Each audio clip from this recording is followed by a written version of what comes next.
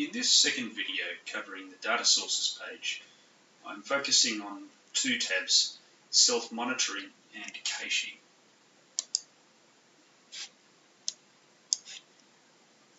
Turning first to self-monitoring, the functionality here concerns events which are sent by WebGUI to the object server based on whether specific metric conditions are met.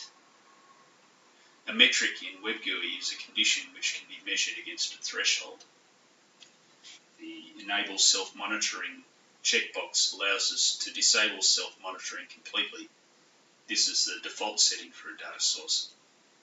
If the checkbox is checked, then WebGUI refers to the settings below to determine what actions to take. The frequency property is a global property for self-monitoring which determines how often events are sent.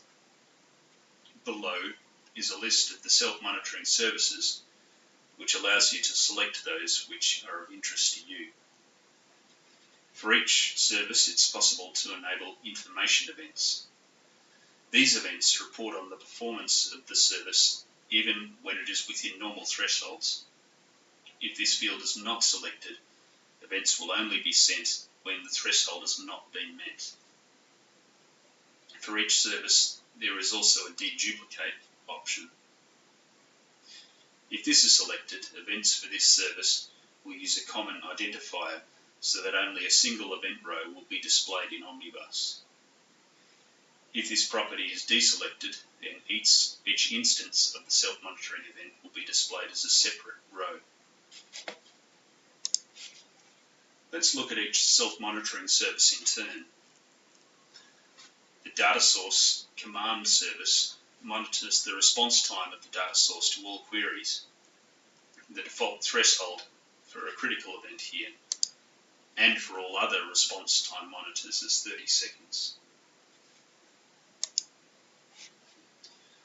The event data service monitors the response time of the data source specific to event data, in other words, the data that populates event viewers and active event lists. The event summary data service monitors the response time for queries to populate maps and event dashboards. The JVM service monitors the utilization of the server's Java virtual machine. A critical event is sent when the threshold passes 95% of capacity. The metric data service is another monitor of data source query times, this time for the metric data used to populate gauges. The results cache service monitors the hit rate for queries that are answered by cache data. Be careful with the service after restarting the WebGUI server, as the cache takes time to be rebuilt and self-monitoring can report a false critical event at this time. The security repository service monitors the response times for queries on the user repository in use for this WebGUI server, whether that be file-based, object server, or LDAP. And lastly, the VMM service monitors the response time for queries by the VMM service, which is responsible for synchronization of users and groups to the object server.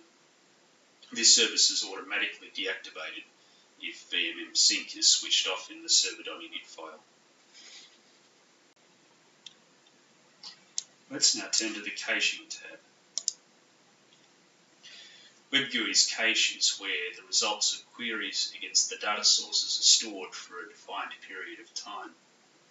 The results are stamped with a key which is used by WebGUI to check when making a future query. WebGUI maintains 5 types of cache. The first is the configuration cache for configuration data such as event colors and field conversions. This data changes rarely, so the default expiry is set to 1 hour. The other cache types are event list results for the AEL and event viewer, the event summary results for maps and event dashboards, chart results and metric results for gauges. Each of the last 4 cache types can be disabled, but this is not encouraged, as it would leave WebGUI needing to query the object server data sources directly every single time. which can cause a significant hit on object server performance. Depending upon the performance of Web GUI and the object servers, though, you may want to consider altering the cache expiry and cache clean properties up or down.